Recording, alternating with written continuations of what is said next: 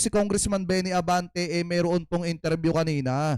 At ayon po sa kanya mga kababayan, hindi na daw po excited ang administrasyon at ang Kongreso daw po sa impeachment trial ni Sara Duterte. Naniniwala ba kayo dyan? Kasi ako mga kababayan bilang isang normal na mamamayang Pilipino, inaabangan ko po yung impeachment ni Sara Duterte. At excited po ako mga kababayan na masilip yung bank account niya dahil yan po yung isa sa mga matitinding aligasyon na ibinabato po laban sa kanya. Ano po mga kababayan, kaya dapat talaga matuloy ito. Nakakapagtaka kasi dito mga kababayan kay Congressman Benny Abante, bakit niya nasasabi yan? Anyway, tuloy natin. O sige. Sige. Nasa linya na natin si 6th District, Manila 6th District Representative Bienvenido Abante. Pag-usapan pa rin natin, ha? Siya yung chairman kasi ng House Committee on Human Rights. At Pag-usapan pa rin Vice natin. Chairperson din ng House Committee on Good Government Oo. and Public Accountability. Ayan. Magandang Ayan. hapon po, Kong Benny. Kung Benny.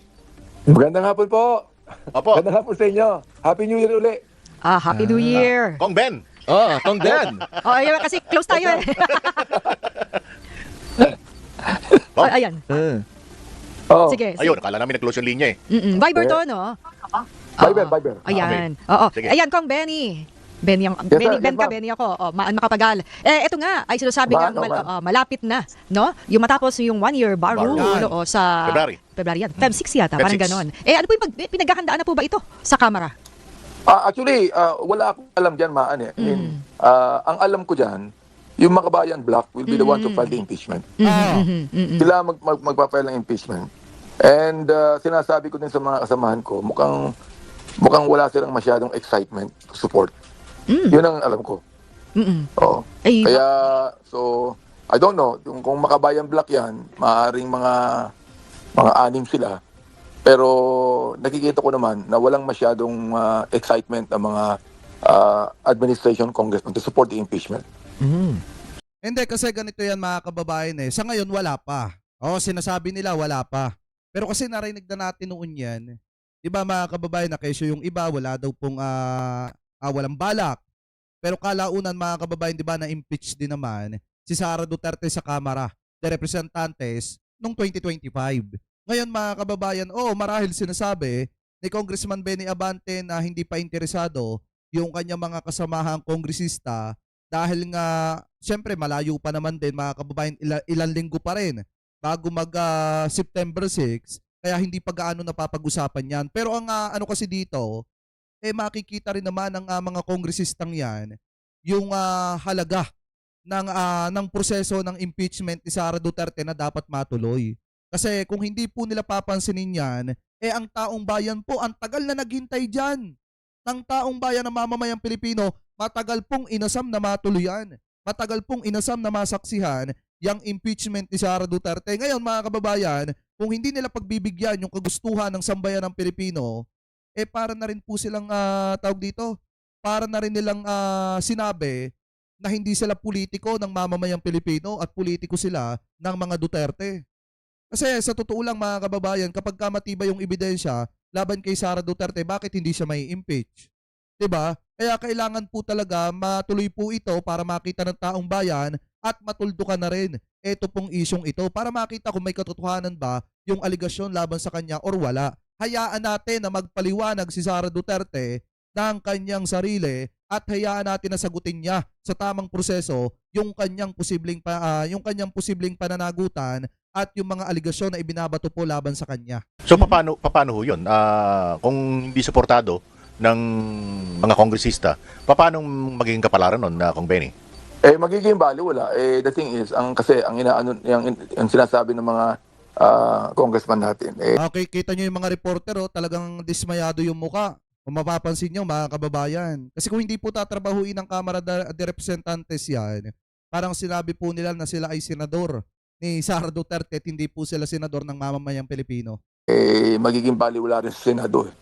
Ibig sabihin, more senators will not support the impeachment So, proceeding. ibig sabihin, wala na bang pag-asa na mahabol natin? Alam mo, ano yan yung bang, sabi ko nga, we will just cross the bridge and we get there, no? Yung lagi sinasabi nila.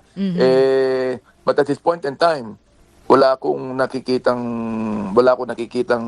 talagang massive support for the impeachment right now. Pero Ah. I don't know when we get back to the Congress session. Sa ngayon, wala pa siyang nakikita. Pero pag na-file na yan, mga kababayan, kasi nangyari na rin yan noong 2025. Mga walang hilig sa impeachment, pero bigla ang nagulat tayo na, di ba, na nakakuha ng napakaraming pirma at na-impeach na. Etong si Sara Duterte dyan po sa Kamara. Di ba, nung una talagang pahirapan pa kung may susuporta o wala. Pero nagulat na lang tayo, sobrang dami, halos kalahati mahigit yung sumuporta o 1/3 ng Kamara de Representantes, sobra pa nga yung sumuporta para ma-impeach si Sara Duterte dyan po sa Kamara. Palagay ko, mga 2 weeks from now, kung merong talagang magkakaroon talaga ng support. kasi Pero at this point in time, hindi pa eh. pero kung ang magiging basihan is bakit tinatabangan yung mga kasama niyo dyan sa Kongreso, yung naging kapalaran ng impeachment sa panahon ni dating Senate President Chis Escudero, iba na ngayon ng di ba? Iba na ngayon ng liderato? Tama. Maaari, iba na liderato, pero still, meron pa rin mga May doubt pa rin. supporter si Vice President Sara that will go against the impeachment. Okay. So, sabi ng mga ibang nakausap ko, ano mangyayari sa atin yan? We will just be, it's only an exercise of futility. Pag tinuloy natin yan, wala rin maaari mangyari. Pero in the next 2 weeks, makikita po natin kung ano magiging kapasyahan ng mga marami natin mga congressman tungkol dyan. O kung Be, Kasi hindi pa huli ang lahat. At saka dapat kasi ganito, yung mga kongresista po natin, dapat kapain nyo rin yung sentimiento ng sambayanang Pilipino. Dapat kapain nyo rin yung sentimiento at gustong mangyari ng mamamayang Pilipino. Kasi kung nakapokus lang kayo sa kung ano yung magiging desisyon ninyo, kung ano yung gagawin yung hakbang, parang hindi nyo pinapansin yung panawagan ng sambayan ng Pilipino na dapat ma-impeach, ito pong si Sara Duterte. Dapat anuhin nyo, pakinggan nyo rin yung sinisigaw ng taong bayan na dapat papanagutin, ito pong si Vice President. so malilinawan in the next weeks, no? Kung Yes. oo. Pero yun nga kasi parang ngayon pa lang ay yun nga yung pakiramdam na walang pag-asa. Pero hindi ba okay na mas kumbaga i-try pa din? Lalo't may support ng Oo. public. Sabi nga ni Chris Angelo, hindi ako believe kay Kong Benny Abante, parang paatras na. Hindi na discourage niya ang mga listeners. Kaya nga di ba? Alam nyo, nung una, ang tapang niya, mga kababayan, nung 19th Congress, ang tapang niya, pero bakit nung dumating na yung 28th Congress, nag-iiba na? Oo, malaki yung support ng public dyan. Kasi hindi naman namatay yung hindi naman namatay kung Benny, di ba yung yung We will see dahil meron yata silang one of the evidences that they will file. Kasama yung testimony ni Madriaga. Adriaga. Kasi nga hindi Oo. naman na-absuelto dun sa... Hindi naman Medyo, absuelto. Dahil hindi nga medyo nagtuloy-tuloy. medyo matindi ang testimony ni Madriaga. Oh. Medyo Tama. matindi yun eh. Kaya palagay ko, makikita rin ng ating mga kapwa congressman yan. Ako, I'm thinking kung anong magiging stand ko tungkol dyan. I really would like, ako personally speaking, kung talagang merong overwhelming evidence to warrant the case, why not? Hindi naman tinatabangan ng Tama. interes ang Congress kay Madriaga. Hindi naman. Hindi Oo. naman. Sa amin, ako, personally speaking, I think yung testimony ni Madriaga is quite strong. Pero Quite strong. posible Yun bang ang maganda. magbukas kayo ng house inquiry dito sa mga aligasyon ni Madriaga? Anong committee papatak Oo. kung sakasakali? Maaari, it might be, that will, hindi ko alam if that will fall under the good government or public order. Oo. Sa tingin niyo po, harap na kaya ang pangalawang pangulo? Kasi naalala ko nun, dismayado rin kayo nun dahil nga ilang beses nang tumatakbo yung Committee on Good Government and Public Accountability at hindi siya umaattend. Ikaw lang. Kasi parang ang tawag dito, mga kababayan, parang pag may nag-file po ata ng impeachment complaint, alam ko parang dadaan na po yan sa Committee on Justice. Yan yung pagkakaalam ko, mga kababayan, and then magkakaroon ng hearing, magkakonduct ng hearing dyan. Ngayon, ang problema dyan, pag hindi uma-attend etong si Sara Duterte, lalong gaganahan dyan o posibleng ganahan dyan yung maraming kongresista na tawag dito, na ipagpatuloy itong impeachment laban po kay Sara.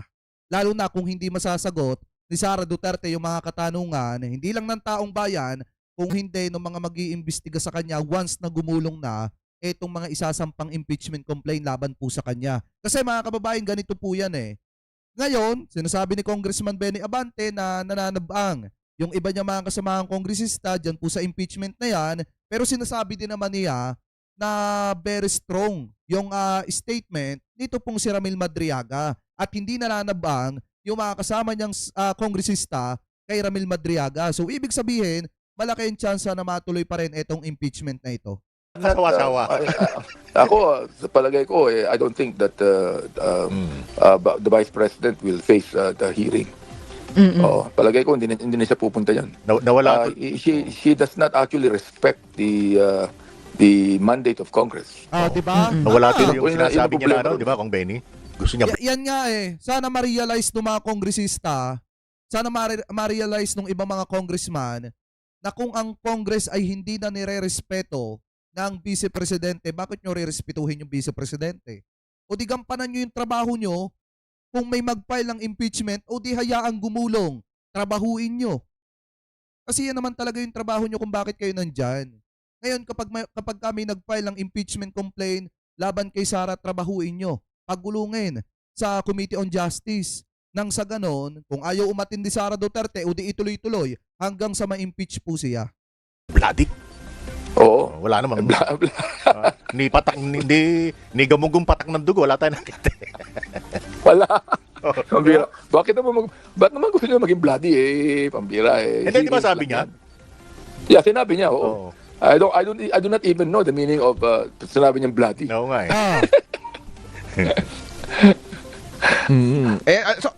Ano, saan tayo mapunta? Kung Benny. Oo nga. Kasi the thing is, na-overwhelm kasi ito ng mga corruption on the flood control project. Yun ang problema. So yung binabalita mo sa amin, parang tantamount to saying na wala tayong asang impeachment this year, gano'n ba? Kasi while we would like to actually tinan natin maigi kung anong mga ebidensya laban sa Vice President. So, ang ebidensya lang would be the 128 million o billion. Pero bakit pinabayaan natin yung flood control project na bilyon-bilyong ang halaga? Ilang mga... Yun ang problema dyan. Oh. Ilang O di kailangang imbestigahan din yung 6th District ng lungsod ng Maynila. Kapag kaganon, di ba mga kababayan, hindi ba pwedeng sabay imbestigahan yan? mga congressman na yung naringgan mo o nakita mo ng parang tinatabangan dyan? May mga ilan na I mean, kasi alam mo, the thing is, alam mo naman ang Congress ngayon, they work through the leadership to the political parties, no? At makikita mo naman kung walang masyadong support sa political parties, you would know that the congressman that belong to political parties would not in any way support it. Oh. Painumin nyo kaya yung mga yan ng pinigang ano ng aligatong. Alright. Kalingarahan. Oo, maraming salamat, Representative Kong, thank you, Bienvenido, Benny Ito, mga kababayan ako ang paniniwala ko dyan, di ba? Yung impeachment na yan, may magpa-file. Siyempre, gugulong yan sa Committee on Justice. Ngayon, mga kababayan, kung sino yung mga tututol dyan para wag ma-impeach si Sara Duterte, yan yung mga mga kababayan, mga posibleng sangkot sa maanumalyang flood control. Dahil alam naman natin, sa ginawa ni PBBM, maraming kongresista ang nasagasaan at masasagasaan. So ngayon, yung iba pa na siguro nanganganib na baka madawit sila sa investigasyon ng maanumalyang flood control, syempre tututol yan na ma-impeach si Sara Duterte. Dahil nga, ang nakikita nilang pag-asa o pwede nilang kapitan ay walang iba. Kung hindi, eto pong si Sara Duterte. So ang tingin ko dyan, mga kababayan, yung mga senator na hindi susuporta sa impeachment ni Sara Duterte kahit matibay yung ebidensya, kung sakaling makita yung mga ebidensya at mapapatunayang napakatibay niyon, talagang yan po yung mga kongresista na sangkot sa maanumalyang flood control. Tandaan nyo, mga kababayan, yung mga tututol dyan, alam nyo na. Ano po, dahil sinasabi ni Kong Benny, nananabang daw po yung iba, buhat daw po nang nagsimula itong investigasyon sa maanumalyang flood control, baka kaya nananabang dahil nga papunta sa kanila yung investigasyon ng maanumalyang flood control. So kayo, mga kababayan, kung kayo ang tatanungin, ano po masasabi nyo? Hingil po dyan, mga kababayan, ano po ang komento ninyo? Hingil po dyan sa naging interview ni Congressman Benny Abante. Pero sa aking pananaw, gaya po ng sinabi ko kanina, tingin ko magtutuloy-tuloy po yung impeachment na yan ni Vice President Sara Duterte dahil nga mas mangingibabaw pa rin kung ano yung sinasabi ng mamamayang Pilipino at kung ano yung sinasabi ng mga ebidensya laban po kay Vice President Sara Duterte. So comment below na lamang po mga kababayan